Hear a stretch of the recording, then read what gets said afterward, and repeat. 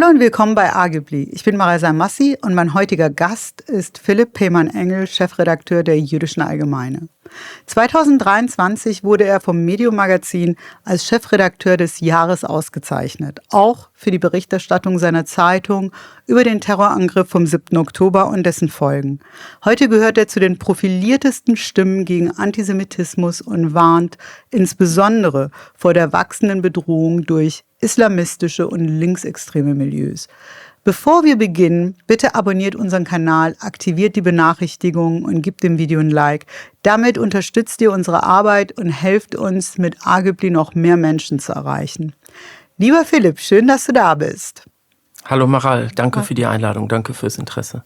Sehr gerne. Als Chefredakteur der Jüdischen Allgemeine sprichst du ja täglich mit vielen Juden aus ganz Deutschland. Wie hat sich jüdisches Leben in Deutschland verändert und wie viel bekommen Nichtjuden, also die Mehrheitsgesellschaft, davon mit? Du meinst nach dem 7. Oktober Nach dem 2023 genau. Wahrscheinlich. Ja, fundamental verändert, was erstmal verwunderlich klingt, weil vor dem 7. Oktober 2023 waren die Antisemitismus-Fallzahlen ja auch nicht eben gering ausgeprägt. Also die Antisemitismus-Fallzahlen waren auch auf einem sehr hohen Niveau. Dann ist nach dem 7. Oktober das eingetreten, was wir alle nicht für möglich gehalten haben, dass da die Antisemitismus-Fallzahlen nochmal geradezu explosionsartig sich entwickelt haben. Und du hast es gesagt, ich bin mit vielen Juden zwischen Konstanz und Kiel wirklich tagtäglich im Gespräch über digitale Medien, aber auch wirklich da vor Ort an der Basis. Und der jüdischen Seele geht es nicht gut. Das muss man so klar sagen. Und wenn ich sage nicht gut, ist es noch stark untertrieben. Führe viele Gespräche. Den Juden in Deutschland geht es sehr, sehr schlecht. Viele ziehen sich zurück sozusagen in die innere Immigration, wenn man so will. Viele fühlen sich fremd im eigenen Land. Und das ist ein großes Problem für sie persönlich, für die jüdische Gemeinschaft als Ganzes, aber auch für die Demokratie, wenn so eine Minderheit in einem Land, in einer Demokratie nicht in Frieden und in Freiheit leben kann. Ich habe das Gefühl, dass vielen auch gar nicht auffällt, wie Israel immer vorgeschoben wird als Vorwand, um Antisemitismus zu übertünchen oder so. Und seit dem 7. Oktober ist es ja massiv ausgebrochen. Ist das etwas, was in Deutschland lange vorhanden war? Also der Antisemitismus, den wir jetzt, der jetzt eruptiert ist, und Free Palestine ist jetzt einfach nur ein Vorwand, um den freien Lauf zu lassen. Wie ist euer Eindruck? Naja, es war vor dem 7. Oktober 2023 ja auch schon alles da. Also ich bin seit ungefähr 2012 bei der Jüdischen Allgemeinen und auch dann in professioneller Hinsicht journalistisch ganz nah dran am Thema. Und es gab immer analog zur Entwicklung in Israel oder im Nahen Osten auch immer dann, wenn es dort kriegerische Auseinandersetzungen gab, dann auch nochmal dieses Hoch an Israel bezogenem Antisemitismus auch auf deutschen Straßen. Also dieses Potenzial, das antisemitische Denken, das Israel bezogen antisemitische Denken, das war immer da. Und wie du es richtig sagst, also jetzt durch den Krieg nach dem 7. Oktober 2023 ist das Ganze dann nochmal viel, viel offener zutage getreten.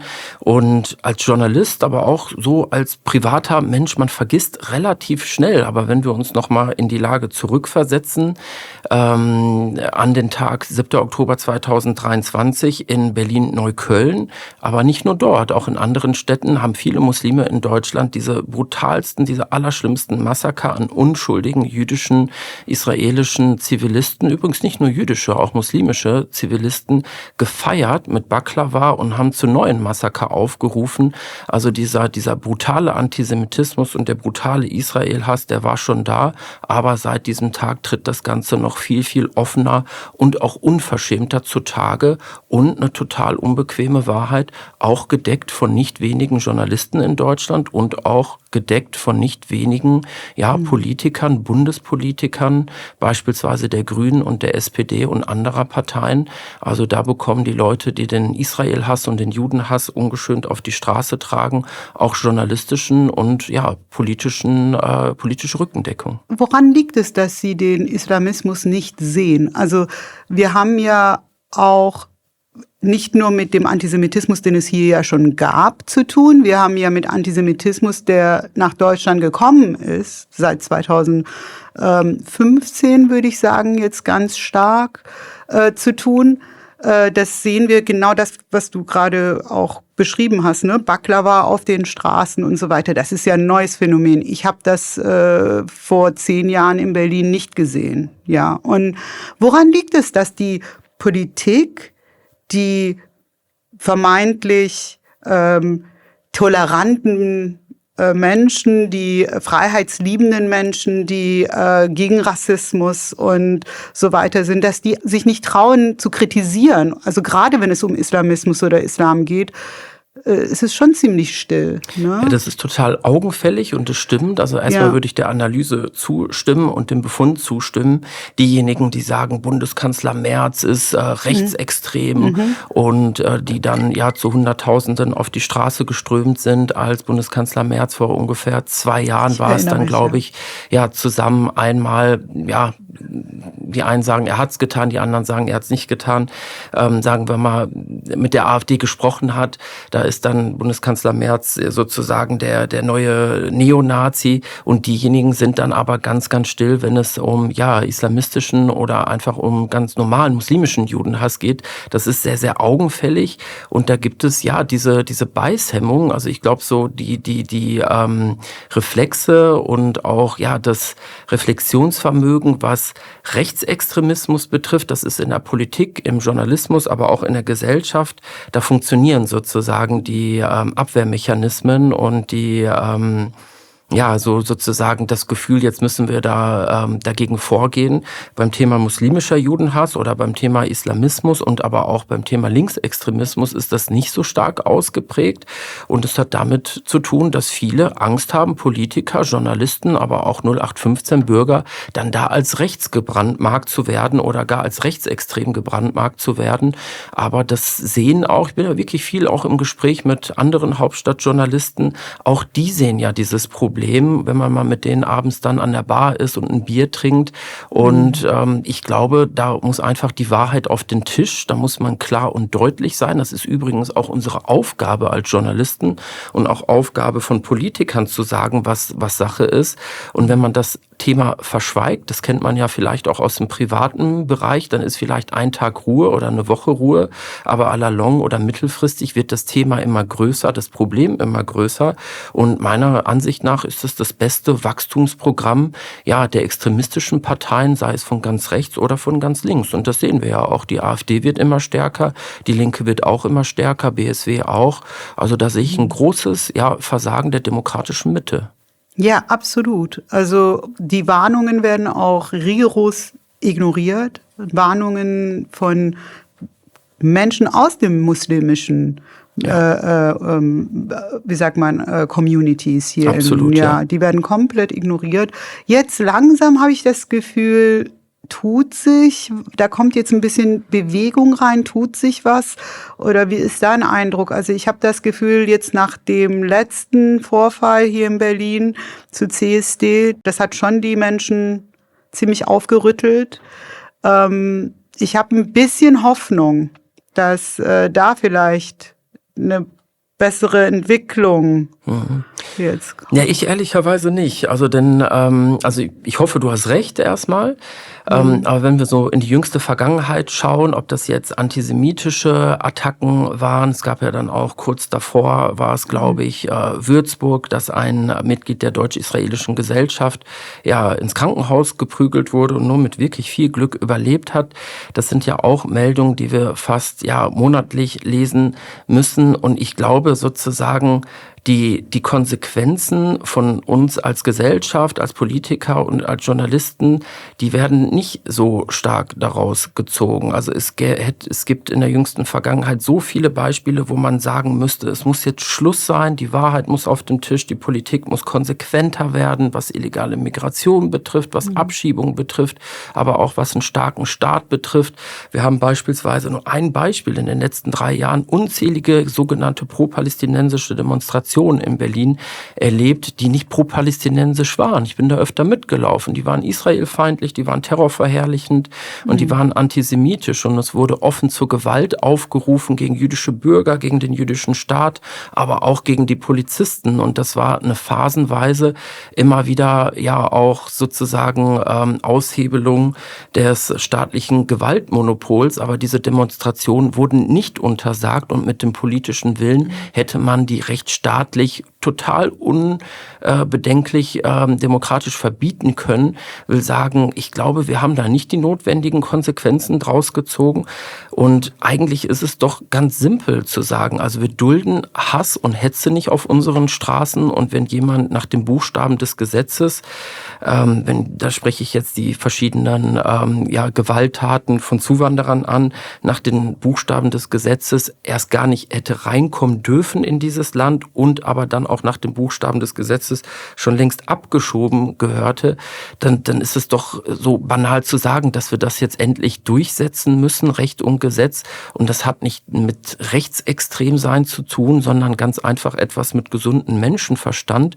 Und da, wenn wir ein bisschen nördlicher schauen, haben die dänischen Sozialdemokraten wirklich einen Erkenntnisvorsprung geleistet im Vergleich zu uns. Die dänische Sozialdemokratie, die hatte abgewirtschaftet, die waren im niedrigen einstelligen Bereich, weil sie beispielsweise das Thema Islamismus, weil sie beispielsweise das Thema illegale Migration und Clankriminalität komplett verleugnet haben, wurden von den Wählern abgestraft und irgendwann gab es dann so diesen Wandel innerhalb der Sozialdemokratie, ohne rechtsextremistische Politiker zu imitieren oder sozusagen deren Programm zu übernehmen. Und siehe da, jetzt gibt es wieder eine sozialdemokratische Regierungschefin und die Bürger haben das Vertrauen in die Politik zurückgewonnen. Und das ist etwas, was ich mir für Deutschland auch wünsche, denn es ist natürlich Aufgabe, elementare Aufgabe, essentielle Aufgabe der demokratischen Parteien, Antworten zu finden auf Fragen, ja, die dieses Land sehr, sehr stark umtreibt.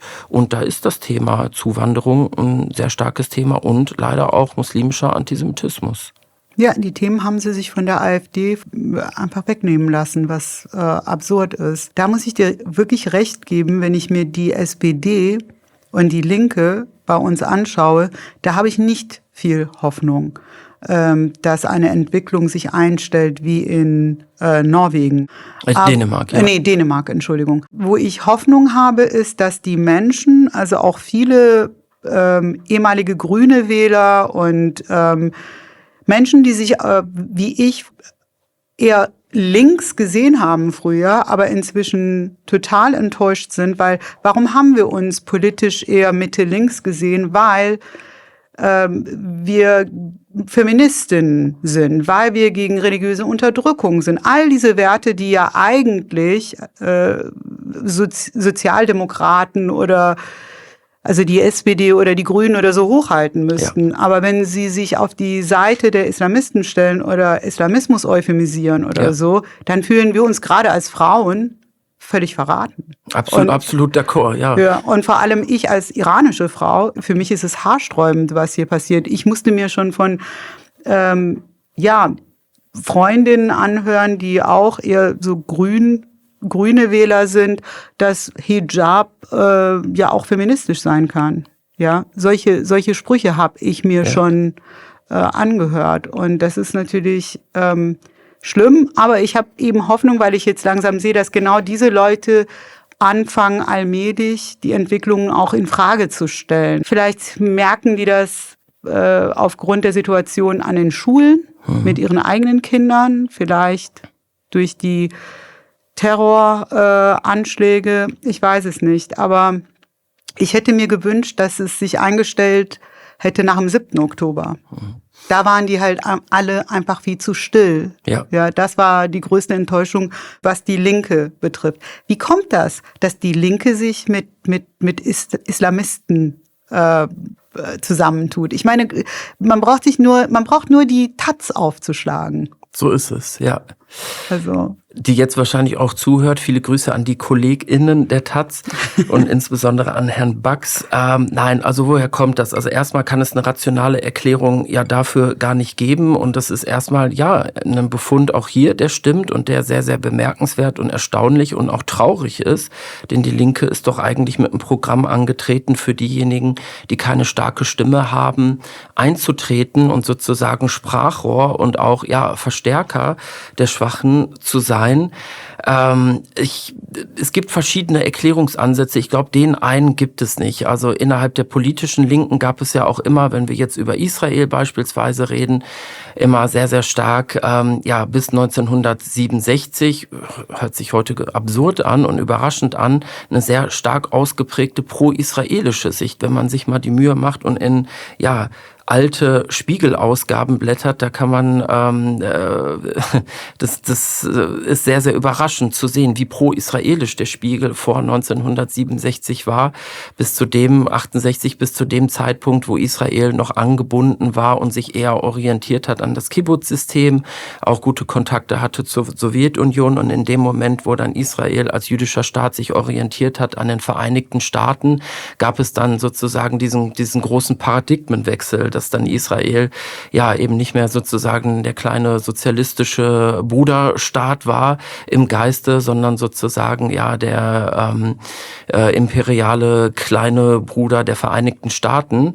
Und da gab es dann so diesen ersten großen Paradigmenwechsel innerhalb der politischen Linken. Und ja, wenn wir uns ich hatte es ja gesagt, die Linke ist angetreten, einzutreten für die Schwachen. Dann gibt es nochmal diesen Kategorienfehler, dass die Palästinenser gesehen werden als die Schwachen, als die Unterdrückten. Und Israel wird gesehen als weißer, neokolonialistischer Unterdrückerstaat. Ich hatte mal das Privileg, ein Streitgespräch machen zu dürfen für den Spiegel mit der Emilia Roy. Und da kam dann im Gespräch mit ihr, von ihrer Seite, kann man alles nachlesen, diese ganzen Buzzwords. So, Israel ist ein weißer Staat, Israel unterdrücke die schwarzen Palästinenser. Und das war alles so wirklichkeitsfremd, das war alles so kontrafaktisch, dass ich irgendwann den Eindruck hatte, also so kann doch wirklich nur jemand sprechen, der noch nie in Israel war. Und ich hatte dann diese fixe Idee, frag sie doch einfach mal, ob sie da war, weil wenn man da gewesen ist, kann man nicht so über Israel sprechen. Und siehe da, dann hat sie ein bisschen herumgedruckst und musste dann wirklich mit der Sprache rausrücken und musste dann bekennen, dass sie noch nie in Israel war. Und da reden wir ja wirklich so, was Deutschland betrifft, vom Schulhaupt des woken Anti-Israel-Bashings. Das wollte sie dann auch in der Autorisierung nicht drin haben, diese Passage, dass sie noch nie in Israel war, ist dann Gottlob trotzdem reingekommen. Sieht natürlich nicht gut aus, über ein Land zu sprechen, von dem man keine Ahnung hat und das man noch nie bereist hat. Ich würde nie über Island sprechen, schlicht und einfach, weil ich keinen Isländer kenne und noch nie das Land bereist habe. So, ich glaube, da ist auch sehr, sehr viel Unwissenheit im Spiel. Und dann gibt es, glaube ich, auch sozusagen das Gegenteil auch nochmal vom Schwarmintelligenz, nämlich Schwarmdummheit. Das gibt so diejenigen, die nachplappern in der Publizistik, aber auch in der Politik und auch in der Gesellschaft. Ja, ich habe bei Spiegel Online gelesen das und dann wird das dann eben einfach alles für wahr hingenommen und dann zusammengefasst. So, das ist das eine. Dann gibt es aber auch wirklich dann nochmal diese Hardcore-Ideologen, die davon überzeugt sind, dass der jüdische Staat abgeschafft gehört. Ich glaube, da gibt es so ganz viele Motive, aber ich glaube, so dieses ganz alte linke Denken, Israel als Verbündeter der Vereinigten Staaten, das ist immer noch sehr, sehr wirkmächtig und dann eben noch dieses falsche Denken, dass Israel ein weißer Kolonialstaat sei. Also da kann man dann wirklich nur darauf antworten, bereist doch bitte mal Israel, stellt doch mal bitte fest, dass sozusagen jeder Zweite in Israel nicht weiß ist und bitte lest doch mal einen Einführungskurs über den jüdischen Staat und über den Zionisten.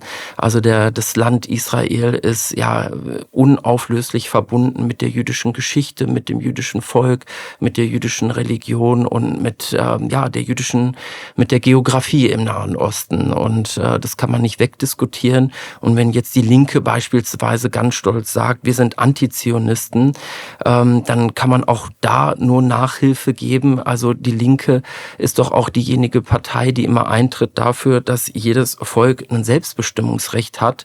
Und ja, dem jüdischen Volk, das ist das einzige Volk auf der Erde, das diesem Selbstbestimmungsrecht dann widersprochen wird, oder das Selbstbestimmungsrecht wird dem jüdischen Volk von der Linken abgesprochen. Das ist schon alles sehr, sehr augenfällig, nicht zu Ende gedacht und wie ich auch finde, wirklich ein Schandfleck für die Linke. Ende 70, als klar war, Israel wird jetzt nicht ein weiterer Sowjet-Satellitenstaat oder so, da kippte es ja. Und ich habe von Freunden aus der ehemaligen DDR, die haben mir auch darüber erzählt, dass Palästinenser dann plötzlich auftauchten, in Camps trainiert wurden, dass die palästinensische Mitschüler plötzlich hatten, obwohl das ja vorher etwas anders war. Israel wurde ja sogar über die Tschechoslowakei mit Waffen versorgt, glaube ich, die damalige Tschechoslowakei. Genau, so ist es, ja. Und also ich finde, sowas fehlt im Geschichtsunterricht. Auch dass Kommunismus jetzt wieder so salonfähig geworden ist und dass diese Form von Sozialismus oder Kommunismus, für mich ist es alles das Gleiche, dass wir darüber überhaupt nicht bilden, sondern nur den Nationalsozialismus an den Schulen durchnehmen. Ich glaube, da ist ein Bildungsproblem. Das bestätigen auch nicht wenige Lehrer. Hab dann zugleich aber auch wieder dann ein bisschen Verständnis für die Situation der Lehrer an den Schulen selbst, weil das Thema Nahostkonflikt, also ja, ich gebe dir recht, das muss einen größeren Platz einnehmen. Es ist aber auch unheimlich raumfüllend, betreuungsintensiv. Aber ja, gerade da macht es dann, glaube ich, Sinn, viel zu investieren, weil wir sehen wie dieses Thema Nahost, das Thema Israel, das Thema Krieg polarisiert. Und bei den Demonstrationen, ich hatte es erwähnt, ich laufe da regelmäßig mit und sehe diese sehr aggressiven, aufgepeitschten jungen Leute, die dann diese ganzen Slogans wiederholen, Yalla, Yalla, Intifada oder Intifada bis zum Sieg und dann noch andere Schlachtrufe. Verstehen das überhaupt nicht. Viele verstehen es auch wirklich nicht und ich glaube, da ist tatsächlich einfach mit Bildung nicht alles zu erreichen, aber doch einiges. Es gibt beispielsweise auch hier wirklich nur Pars pro Toto dieses, wenn man so will, Experiment von dem Soziologen Saladin. Ach, ich weiß nicht mehr. Nachname fällt mir gerade nicht ein. Das soll ich schnell googeln? Wenn du das kannst, sehr gern, ja. Und der hatte mir mal erzählt, abends nach einer Veranstaltung in der jüdischen Gemeinde Dortmund, dass er mit seinen Studenten in Münster Al-Mafalani, ich finde, der ist viel zu relativierend bei vielen Sachen, die ich kritischer sehen würde. Und ich habe mich jetzt nicht ganz tief mit ihm beschäftigt, aber ich habe ihn mal im Fernsehen bei Diskussionsrunden erlebt und da gab es einige Red Flags, sagen wir mal so, ja. Ich kann nur von dieser Begegnung beim Bier erzählen und das war partiell sozusagen, machen wir den Faktencheck nochmal, beide nachher, kann nur davon erzählen. Und das war beeindruckend. Als Soziologieprofessor hatte er mit seinen Studenten, hatte sie abgefragt, wie sie über den Staat Israel denken und über den Zionismus denken. Und Surprise, das Gros war extrem ablehnend und dann hat er eine Vorlesung gehalten über die Geschichte des Zionismus, über den Staat Israel, dass es eben einfach nicht aus dem Nichts entstanden ist, sondern dass das jüdische Volk Anrecht hat auf dieses Land und dass es den Teilungsbeschluss gab und 1948 die Staatsgründung legitimiert von den Vereinten Nationen und die erste Reaktion arabischer Staaten war dann Stunden nach der Ausrufung des Staates Israels eben nicht die Akzeptanz des eigenen Staates dann nach dem Teilungsbeschluss, sondern dann eben die Attacke Israels.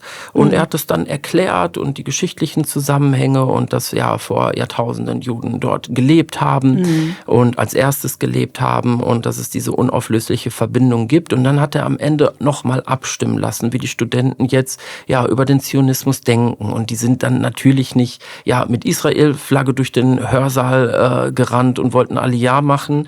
aber sie haben ja die Idee verstanden mehr des Staates Israel und auch ja die Legitimität des jüdischen Staates und das Ergebnis fiel zumindest viel weniger feindlich aus. Ich will sagen, da ist, glaube ich, wirklich mit Bildung einiges zu machen und auch einiges zu gewinnen und das ist der Weg. Also was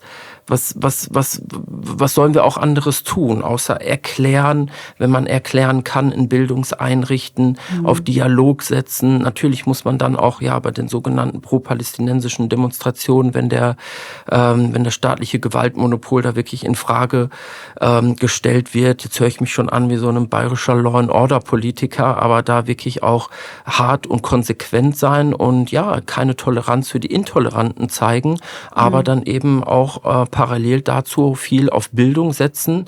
Und ich glaube, ja, das ist das beides, was wir viel zu wenig machen. Ja, also vor allem Geschichtsunterricht, das ist, finde ich, eine gute Impfung. Die, wenn man Geschichte kennt, dann kann man ja, dann ist man ja irgendwie immunisiert gegen Behauptungen wie Israel sei eine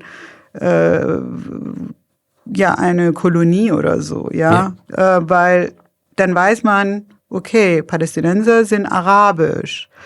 Die Araber sind die größten Kolonialisten im Nahen Osten. Das wissen wir Iraner zum Beispiel. Wir sind ja auch kolonisiert worden und islamisiert worden. Würde auch helfen, aber no Jews, no news. Das sehen wir ja auch, wenn wir in die Gegenwart schauen. Also bei wirklichen Genoziden, es wird ja kontrafaktisch. Armenischer Genozid zum Beispiel, Stille, beziehungsweise auch Lautstärke, insofern, als dass es geleugnet wird. Genau. No Jews, no news. Also ich glaube, in dem Moment beispielsweise, wenn Israel Menschen im Sudan schützen würde mit militärischen Mitteln, dann würde die Weltgemeinschaft hinschauen. Dann würden viele meiner Journalistenkollegen, denen dieses Thema völlig egal ist, viele Grüße an Sophie von der Tann und andere, dann würden sie hinschauen, weil sozusagen der vermeintliche Aggressor jüdisch/israelisch ist.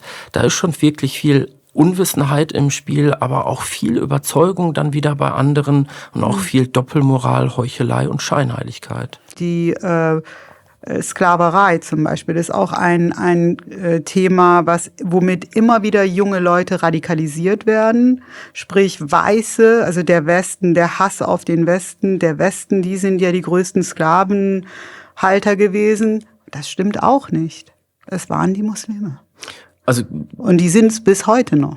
Also die Kolonialherren in Europa, haben extrem viel Schuld auf sich geladen, aber das ist ja nicht eine Entweder-oder-Geschichte. Also da gibt es, haben ja die Sklaverei beendet. Auch in der islamischen Welt viele Menschen und Staaten und Völker, die sehr viel Schuld auf sich geladen haben, Absolut. Ich will das auch nicht vergleichen und sagen, die einen sind besser als die anderen.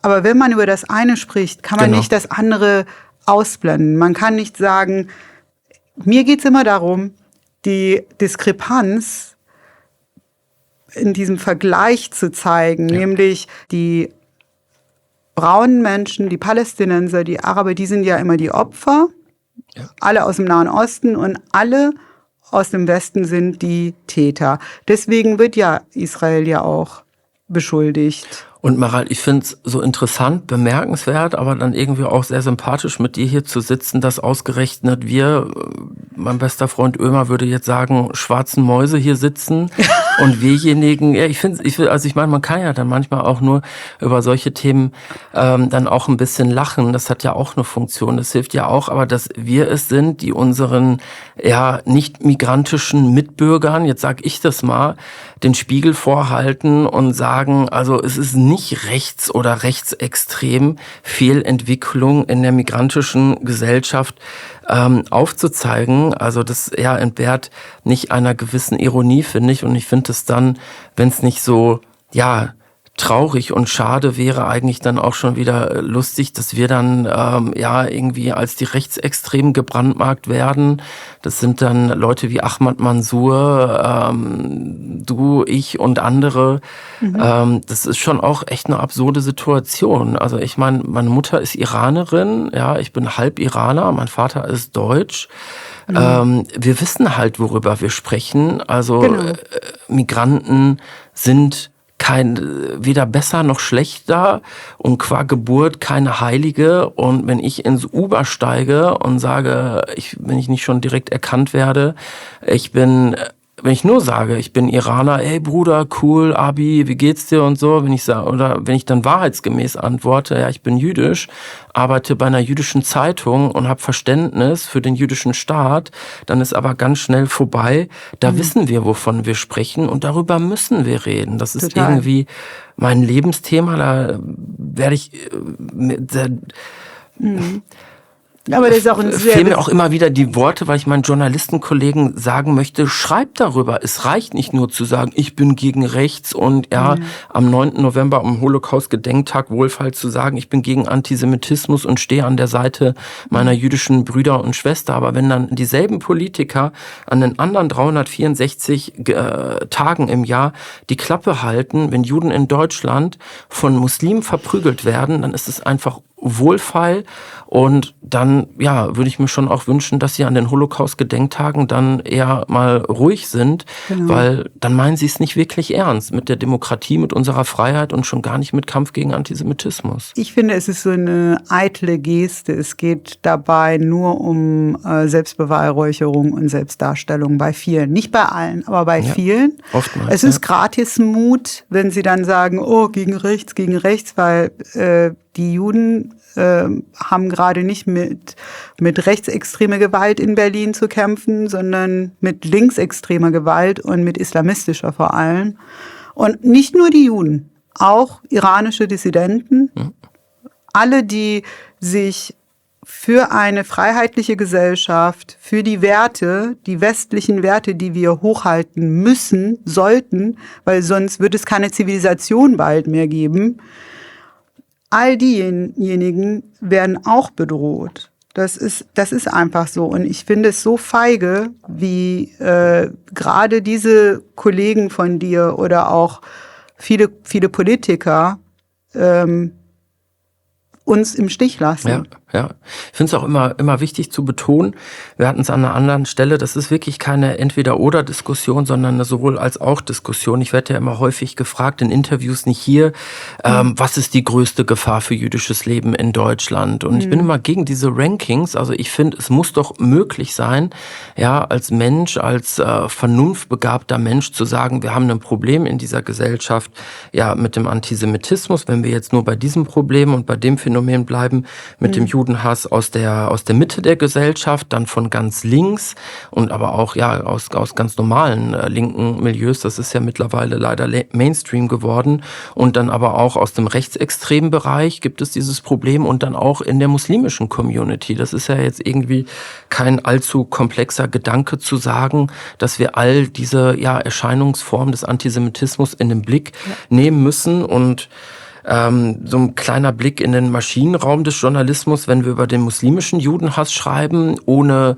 zu übertreiben, aber auch ohne zu lasch zu sein in der Umschreibung und in der Beschreibung des Phänomens, kommt dann direkt aus den linken Milieus und aus der muslimischen Community die Antwort und die ganzen Leserbriefe und der Shitstorm. Ja, aber was ist denn mit den Rechtsextremen? Ihr stellt uns hier an den Pranger und kümmert euch doch mal lieber um den Rechtsextremismus. Und wenn wir dann über rechtsextremen Judenhass, ob das von der AfD ist oder aus anderen Milieus, wenn wir darüber schreiben, heißt es, aber ihr traut euch nicht gegen den Antisemitismus in der islamischen Community zu schreiben. Und wenn dann die Zeit da ist, antworte ich auch immer so, nein, das geht nicht um entweder oder, das geht um sowohl als auch. Und da ist dann irgendwie jetzt höre ich mich schon an wie Steinmeier, als Demokrat, glaube ich, unsere Situation, unsere Position so zwischen allen Stühlen, da wirklich immer alle Phänomene in den Blick zu nehmen und auch klar und deutlich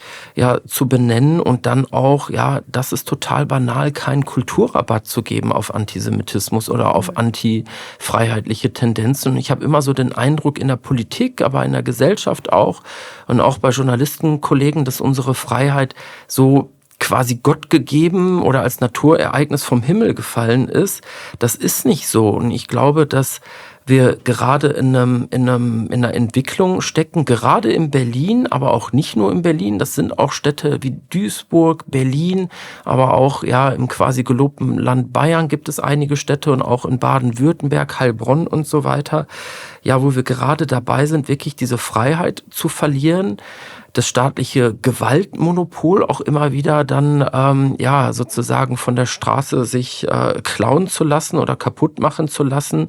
Und ich glaube, wenn wir nicht kämpfen für unsere Freiheit, dann ist das irgendwann auch ein Prozess, ich glaube, da ist der Schaden irgendwann auch irreversibel. Dann ist das sehr, sehr schwer, das wieder umzukehren. Und da reichen dann nicht sozusagen diese Steinmeier-Reden, wir als Demokraten müssen. Nee, da müssen wir wirklich ungemütlich sein, hart sein, auf der Straße durchgreifen und dann aber auch ja auf medialer Ebene in der Umschreibung des Problems klar und deutlich sein. Aber da sehe ich total die Leerstelle, wie gesagt, ob das der Spiegel ist, ob das die Zeit ist, ob das die Süddeutsche Zeitung ist oder Tagesschau.de und Deutschlandfunk.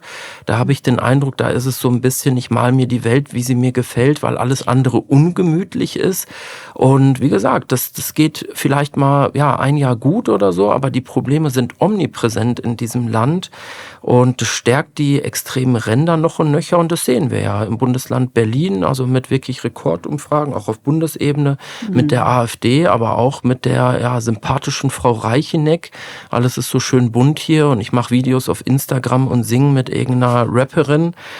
Nein, also da ist wirklich unsere Freiheit, die hängt am seidenen Faden und wenn wir nicht aufpassen, dann ja, sind wir dabei, diese Freiheit und dieses Leben in Freiheit auch zu verspielen. Und das sage ich jetzt auch wirklich wieder als jemand, der Halb-Iraner ist. Ich habe letztens mit einer wirklich bekannten Journalistin eines großen Nachrichtenmagazins gesprochen und die meinte, ich fühle mich immer wieder erinnert an die DDR. Aber wenn wir über Israel sprechen, kann ich nur ruhig sprechen beispielsweise. Wenn wir über das Thema beim Spiegel, wenn ich über das Thema Islamismus spreche, dann muss ich mich immer umgucken, ob jemand von den Kollegen mithört. So, und dann habe ich gesagt, dann kann ich auch gleich nach Teheran gehen. Ja, da muss ich nämlich auch ruhig sein und kann nicht sagen, wie es wirklich ist. Und ich glaube, das hat sich noch nicht so rumgesprochen, dass wir unsere Freiheit wirklich verteidigen müssen. Ja, total. Das ist ja Selbstzensur, ist ja Freiheitsverlust. Das ist schon grob, finde ich. Ist schon grob fortgeschritten. Und Menschen wie wir verstehen das natürlich viel, viel besser als privilegierte Menschen, die überhaupt keine, ich sag mal, keine Verbindung mehr zu dieser Erfahrung haben. Also ich bin in einer Theokratie zur Schule gegangen. Mhm. Ich war dort, als Saddam Husseins Raketen auf uns runterkamen. Ich habe aber auch Iran vor der Revolution erlebt. Da war ich zwar sehr jung, aber ich habe Erinnerungen, ich war ja 5. Und ich habe miterlebt, was mit meiner Familie passiert ist, mit den Nachbarn, wie die Gesellschaft sich verändert hat und so weiter. Die nehmen die Freiheit viel zu selbstverständlich hier bei uns. Das ist schlimm. Das ist wirklich schlimm, weil es geht sehr schnell. In Iran ist es waren 12 Monate, 1 Jahr ist es passiert. Mhm. Und das können die sich hier überhaupt nicht vorstellen. Und wenn man sich die Bilder aus dem Iran anschaut in den 70ern, wie es aussah, wie die Menschen angezogen waren, wie es an den Schulen aussah, wie viel Wohlstand es auch gab und wie die Menschen jetzt leben oder wie sie bereits 1 Jahr nach der Revolution gelebt haben, das kennen die hier alles nicht. Ja. Und auch wenn ich mit Menschen aus Südamerika spreche oder aus der ehemaligen Sowjetunion, die verstehen das. Mhm. Egal welche Form von Diktatur. Man muss es vielleicht wirklich erlebt haben. Aber ich habe ja trotzdem Hoffnung, dass wir die irgendwie wachrütteln können. Naja, ich meine, ich kann nur als Journalist sprechen. Meine Aufgabe ist es, da wirklich zu schreiben, was ist, nach bestem Wissen und Gewissen. Tue das auch immer, also ich meine, wir sehen diese extremen Tendenzen in unserer Gesellschaft von rechts, von links und von islamistischer Seite. Noch sind wir weit entfernt von Iran, Gottlob. Aber wie gesagt, ich habe immer so den Eindruck, dass Frankreich, Belgien, auch teilweise immer mehr Großbritannien, wenn wir da hinschauen, dass das der Blick in die Glaskugel ist, insbesondere auch was jüdisches Leben betrifft. Und das geht aber gar nicht nur um jüdisches Leben, denn wie gesagt, wenn eine Minderheit nicht in Frieden und in Freiheit leben kann, dann ist es auch nicht gut um die Demokratie in diesem Land bestellt. Da sind wir Juden sozusagen der Marker, da sind wir so die Kanarienvögel einer Gesellschaft. Früher gab es ja bei den Bergmännern, waren wirklich nur Männer, keine Bergfrauen. Komme aus dem Ruhrgebiet, weiß das wirklich. Da sind die immer mit den Kanarienvögeln unter Tage gegangen. Und wenn dann der Kanarienvogel sozusagen gestorben ist, dann wusste man, die Luft ist dünn. Und jetzt müssen wir mal ganz schnell nach oben an die frische Luft, um zu überleben, weil irgendeine Gasleitung leck geschlagen hat. Und da sind wir die Kanarienvögel als Juden in dieser Gesellschaft. Wenn es uns nicht gut geht, dann gibt es auch ein Problem mit der Demokratie und mit der Freiheit. Und um auch mal Bundespräsident Steinmeier zu loben, der dieses eine Mal in seinem Leben was sehr, sehr Kluges gesagt, damals bei der Leo-Beck-Preisverleihung. Der hat gesagt, wenn es den Juden in diesem Land nicht gut geht, dann geht es uns Deutschen nicht gut. Und da hatte der wirklich mal einen Punkt. Und ich glaube, an diesem Punkt sind wir gerade auch. Ja, 2026, 3 Jahre nach dem 7. Oktober, immer noch. Ich weiß noch, dass ich vor 3 Jahren gesagt habe, wir sind gerade dabei, es ist 11:55, wir sind gerade dabei, wir drohen unsichtbar zu werden und diesen Prozess, den haben wir schon längst abgeschlossen. Es gibt in den Großstädten fast keinen Juden mehr, der mit Kippa, der mit Zizit oder mit Maccabi-Shirt auf die Straße gehen. Manche tragen noch ein bisschen eher verschämt, genau, eine Magen David, und das wird dann nicht erkannt und dann geht das Gottlob gut. Aber ja, das öffentlich sichtbare jüdische Leben, das gibt es nicht mehr und leider aus gutem Grund, denn die Wahrscheinlichkeit ist viel zu hoch, verbal oder körperlich attackiert zu werden. Und da weiß ich wirklich, wovon ich auch spreche. Wir sehen die ganzen Antisemitismus-Fallzahlen, die RIAS-Statistiken. Zynisch gesprochen, wir als jüdische Allgemeine, wir könnten eine eigene Online-Rubrik aufmachen. Verprügelter oder attackierter Jude der Woche.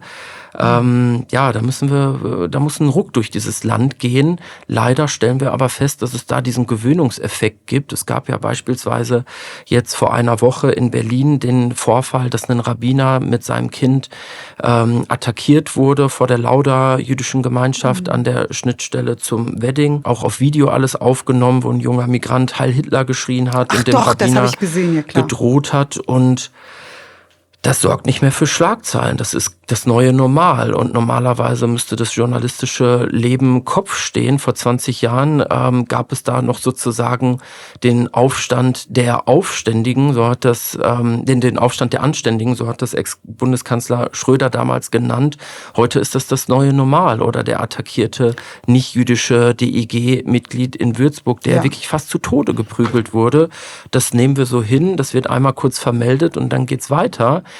Da muss ein Ruck durch dieses Land gehen, aber diesen Ruck gibt es nicht. Diese Leute sind mir viel zu unanständig, muss ich einfach so sagen, weil es sind genau die Leute, die, hattest du am Anfang erwähnt, als Merz damals angedeutet hatte, dass er eventuell, oder hat er das überhaupt gesagt? Ich kann mich gar nicht erinnern, dass er mit der AfD spricht. Er hat Stimmen der AfD in Kauf genommen. Genau. Bundestag, ja, und da sind sie alle zu Hunderttausende auf die Straße und haben behauptet, die CDU seien Faschisten.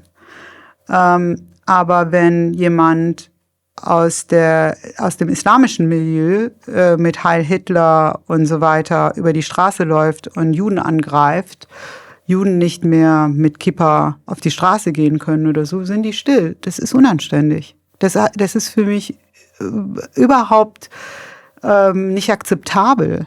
Also da muss ich was tun.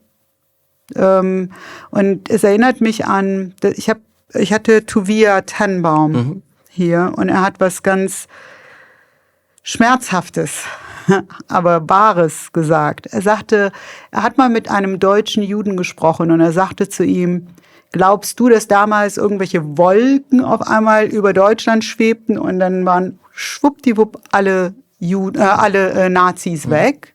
Nein, die sind hier. Die sind überall, die sind hier, die waren nur nicht sichtbar, die hatten nur den Krieg verloren. Und jetzt sagen sie nicht mehr Heil Hitler, jetzt sagen sie Free Palestine. Ja. Und das stimmt. Also nicht zu 100%, aber zu 80%.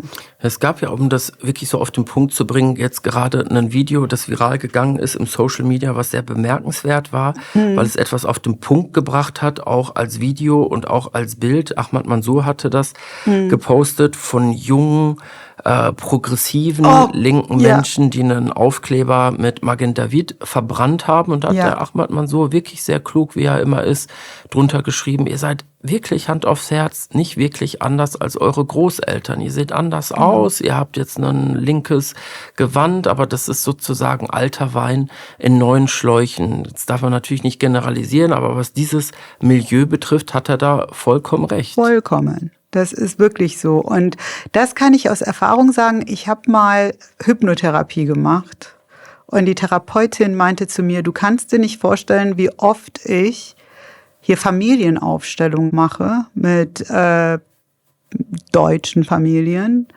aber auch gerade in der Hypnotherapie, wie oft ich es mit generationelle, wie sagt man, transgenerationelle Traumata zu tun habe. Und das macht was mit denen. Da ist ja eine enorme Scham, die sie verdrängen. Also das ist mein Eindruck. Anstatt sich damit auseinanderzusetzen, anstatt Therapie zu machen, ist es langwierig und hart, sich mit seinen Dämonen auseinanderzusetzen, wird es verdrängt und vielleicht übertüncht mit so einer Art Virtue Signaling. Die Nachfahren der Täter von damals können endlich sagen, die Nachfahren der Opfer von damals sind nicht viel besser. Ja. Ist natürlich klassischer Entlastungs-Antisemitismus. Es gibt diesen sehr, sehr klugen Satz von dem israelischen Psychoanalytiker Zvi Rex, heißt er, glaube ich. Die Deutschen werden den Juden Auschwitz nie verzeihen. Auf den ersten Blick oder beim ersten Hören hört sich das ein bisschen polemisch an, ist es aber überhaupt nicht. Nee. Also das ist psychologisch, Psychoanalytiker, sehr, sehr klug. Ja, auch hier, ich glaube, das spricht oder ist sozusagen treffend bei einem gewissen Milieu, sicherlich nicht bei allen Deutschen, man soll auch nie generalisieren, aber ja, was die Linke betrifft oder Teile der Linke betrifft, ist das, glaube ich, sehr zutreffend und sehr ausgeprägt, so dieses psychologische Programm. Total, sonst kannst du dir diese Inversion gar nicht erklären. Das ist ja alles, es macht ja keinen Sinn. Es macht ja keinen Sinn zu sagen, ich verteidige die Rechte der Minderheiten und dann mit der kleinsten Minderheit in Deutschland so zu verfahren. Und das in einem Land, das förmlich auf bergeweise jüdische Knochen sitzt, ja. Und da haben wir noch gar nicht über Israel so wirklich gesprochen, also die Heimstatt von Millionen von Juden. Das ist doch total augenfällig und bemerkenswert, sich die Berichterstattung vieler meiner Kollegen anzuschauen. Bin ja immer da mit meinen Büchern unterwegs in jüdischen Gemeinden, aber auch anderswo und sagt den Leuten immer, dass sie mal sozusagen einen Selbsttest machen sollen. Einfach mal 10 Tage lang Spiegel.de aufrufen, sz.de oder Tagesschau.de und dann einfach mal zählen die Nachrichten mit Blick auf Israel, die Israel nicht in Schutz nehmen, sondern sozusagen auch gar nicht eine Israel-solidarische Berichterstattung. Einfach mal genau drauf schauen, wie oft Israel in die Pfanne gehauen wird, umgangssprachlich gesagt, und wie oft Israel vorkommt als Subjekt, das vielleicht auch mal etwas, ganz Vernünftiges getan hat. Also letzteres kann man da wirklich an einer Hand abzählen. Und auch hier ist es doch eigentlich total banal im Grunde und basal. Also als Journalist muss man schreiben, was ist. Auch wir als jüdische Allgemeine schreiben knallhart, machen uns damit auch total unbeliebt. Fehlentwicklung in Israel auf, Krokodile, Ben in Gefängnissen, also die Anregung von Ben Gvir, beabsichtigte Todesstrafe, andere Themenkomplexe, die schreiben wir klar und deutlich auf. Und da kann es keine zwei Meinungen zu geben. Die kritisieren wir maximal hart, machen uns, wie gesagt, damit überhaupt nicht nur Freunde, aber parallel dazu, wie gesagt, das ist nicht entweder oder, sondern sowohl als auch gibt es so viele Gründe, Israel als Idee, den Zionismus, aber auch die israelische Regierung und Israels Premier Netanyahu auch in Schutz zu nehmen. Alles andere wäre auch wirklich sehr, sehr schräg. Die Realität ist nicht so unterkomplex, dass alles schwarz ist oder alles nur weiß. Und da habe ich dann immer den Eindruck, dass viele Journalistenkollegen ja eben nur eine Seite der Medaille zeigen. Und das ist wirklich ein kluges jüdisches Sprichwort, das es gibt. Das lautet, auch die halbe Wahrheit ist eine ganze Lüge. Und wenn man sich da die Berichterstattung anschaut der Kollegen, läuft das ja eben auf eine Lüge hinaus, ob das intendiert ist oder nicht. Also wenn man sich anguckt, wie mit Israel verfahren wird, was für Ansprüche gestellt werden und wie genau diese Herrschaften dann ein Land wie China das beispielsweise und das wirklich auch mal konkret zu machen mit Blick auf den Nahen Osten, also ab dem, nicht 7. Oktober, sondern ab dem 8. Oktober hat die Hisbollah aus dem Libanon heraus 10 bis 11 Monate lang Israel attackiert, also militärisch attackiert. Es gab zwischen 60 und 80.000 Binnenflüchtlinge in Israel. Auch Teil meiner Familie davon betroffen. Wenn man das hochrechnet auf die deutsche Bevölkerung, das wären 800.000 deutsche Binnenflüchtlinge gewesen. Das ist so ungefähr 3-mal Bochum, glaube ich. Pi mal Daumen aus dem Kopf heraus, was evakuiert gewesen wäre. 10 Monate lang hat man bei tagesschau.de davon nichts gehört. Ja. 10 Monate lang hat die israelische Regierung und das israelische Militär gesagt, liebe Freunde der Hisbollah im Libanon, wir sehen, was ihr tut, hört bitte auf damit. Wenn ihr nicht aufhört, werden wir uns wehren, wie jeder Staat das macht, und dafür sorgen, dass dieser Beschuss unterlassen wird, dass dieser Beschuss aufhört, der israelischen Bevölkerung. Und darüber haben die deutschen Journalisten eben nicht berichtet. Ab dem Punkt, nach 10 Monaten oder 11 Monaten aus dem Kopf heraus, wo Israel sich gewehrt hat, und wie gesagt, das würde jeder demokratische Staat tun, um seine eigenen Bürger zu schützen und um den Beschuss zu beseitigen, war dann die große Meldung als Top 1 bei tagesschau.de, Spiegel.de und bei den ganzen anderen großen Leitmedien: Israel attackiert den Libanon. Und da muss ich sagen, da gibt es schon dann auch so ein bisschen dieses entlastende Moment, finde ich, meiner nicht-jüdischen deutschen Mitbürger. Da habe ich dann vor dem Hintergrund schon fast Verständnis dafür, dass sie mit der Faust in der Tasche mit Blick auf Israel rumlaufen, weil sie einfach falsch informiert werden. Total. Wenn ich mich nicht jeden Tag, nicht jeder Mensch hat dafür die Zeit. Ich mache das hauptberuflich. Wenn ich nicht die Zeit hätte, mich jeden Tag damit zu beschäftigen und mich von der Quelle her mit dem Thema zu informieren, sondern sozusagen 0815 Deutscher wäre, Zerspannungsmechaniker, morgens einmal den Deutschlandfunk anmache, abends Tagesschau sehe und dann einmal kurz über Spiegel Online scrollen würde, dann würde ich auch denken, was ist denn das für ein Staat Israel? Die attackieren einfach mal so die unschuldigen Iraner, einfach mal so die unschuldigen Palästinenser im Gazastreifen. Die haben gar keinen Grund dafür, und übrigens verüben die dann auch noch einen Völkermord. Die sind ja wirklich blutrünstig und blutdürstig. So, da werden die Menschen in Deutschland falsch informiert, und dann hat man es dann natürlich auch mit Umfragen zu tun, dass 60-80% der Menschen in Deutschland ein ausgeprägt negatives Bild von Israel haben. Und da müssen wir wirklich dazu zurückkommen, zu schreiben, was ist, und wirklich ein Thema von allen Seiten zu zeigen. Viele von denen sind aber viel zu ideologisch. Das ist so mein Eindruck, weil das merkt man auch daran, dass nachdem oder während des Krieges mit Israel, oder die Angriffe aus Israel, die eigentlich eine Antwort auf die Aggression der islamischen Regierung waren, wurde die ganze Zeit von Völkerrecht gesprochen. Ja. Völkerrecht. Und wir reden hier über ein Regime, das überhaupt keine Legitimität mehr hat, nachdem sie fast 50.000 Iraner in 2 Tagen abgeschlachtet haben.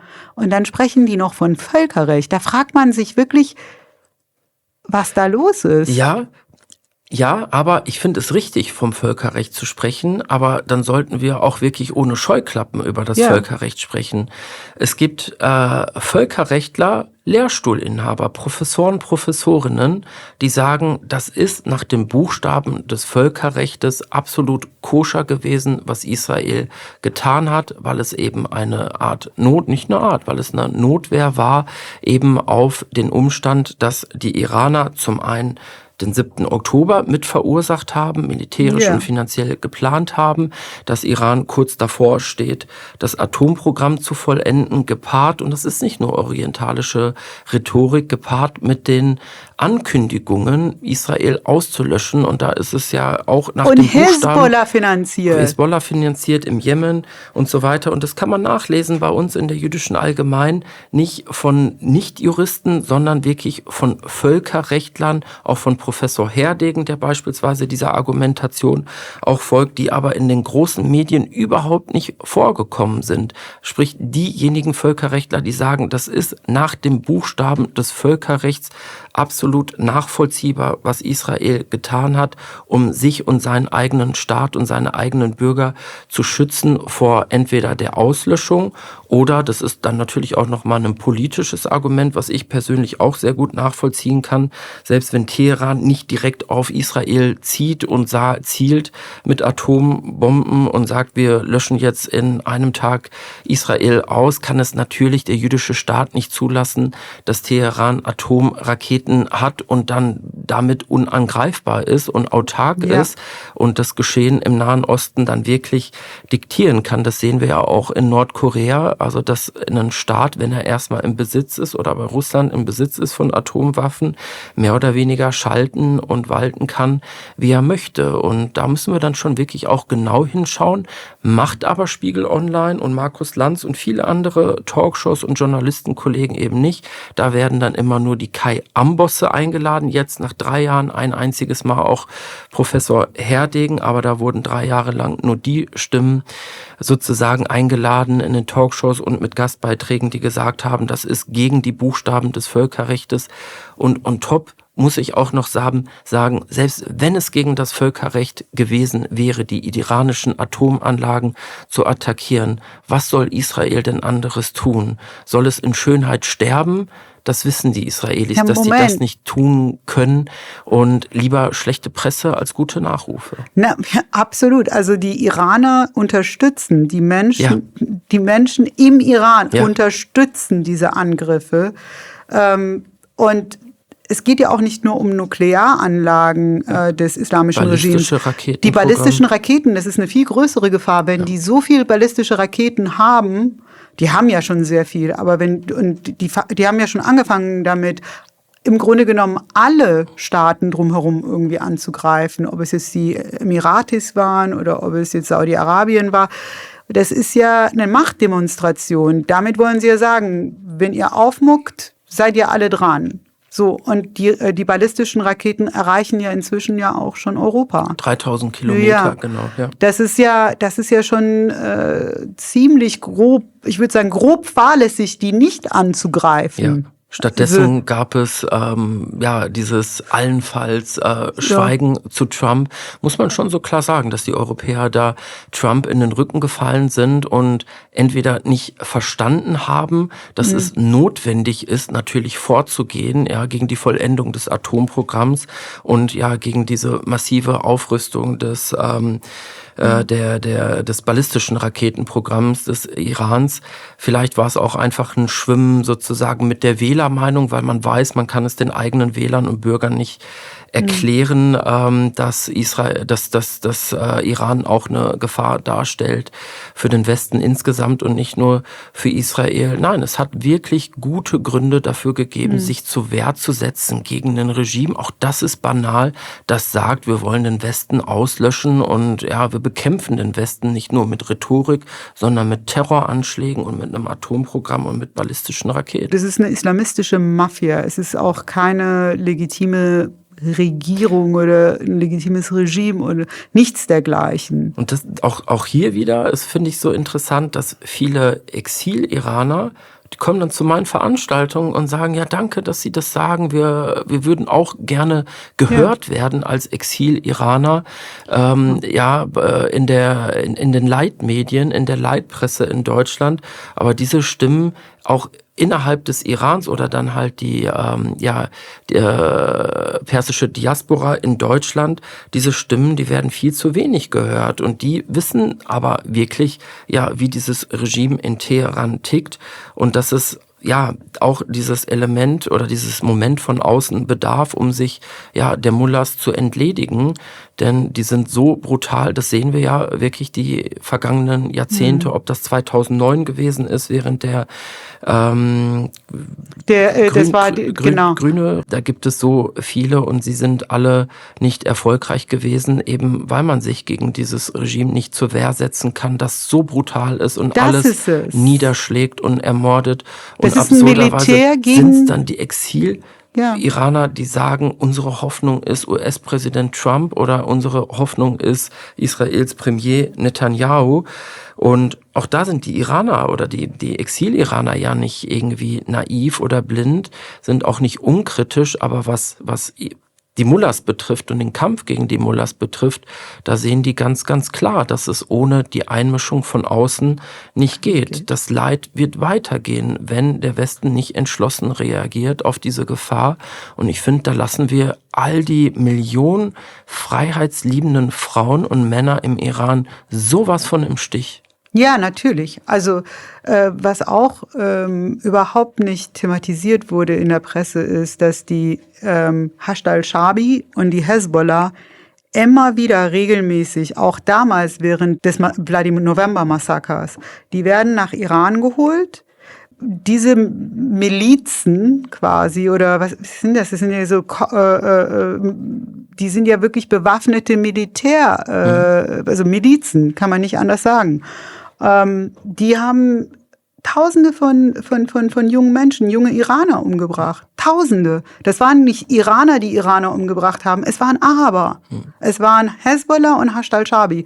Und ich erinnere mich, damals, das war in Iran International, die haben das veröffentlicht, die haben aus Helikoptern mit Maschinengewehren in die Menge geschossen. Damals gab es auch wieder einen Blackout, Internet-Blackout, während Hashd al-Shaabi-Milizen auf Motorrädern mit Teppichmessern und Macheten sich durch die Menge geschnitten haben. Unfassbar brutal. Und dann gibt es sozusagen die Pressestatements aus dem Auswärtigen Amt. Alle Seiten mögen doch bitte aufhören zu eskalieren. Und, viel schlimmer. Gewaltspirale. Viel schlimmer. Hier Steinmeier schüttelt Händchen mit denen. Genau, das war die Zeit davor. Ja. Unfassbar. Und dann hatten die Berater, die affiliiert waren mit dem islamischen Regime, also im Auswärtigen Amt und so weiter. Da gab es ja diesen Skandal mit Frau Baerbock und Adnan Tabatabai.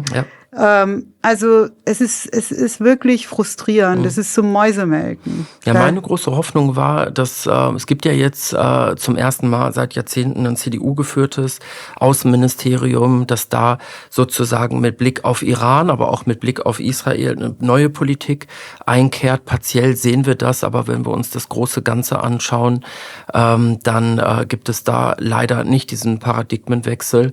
Und auch hier, wenn man es wirklich ernst meint, mit der Freiheit und mit Werten wie Demokratie und Selbstbestimmung, dann kann man nicht so agieren wie die Bundesrepublik. Und es gibt ein kleines Land, ein muslimisches Land, das uns vorgemacht hat, wie es richtig geht. Das ist Albanien.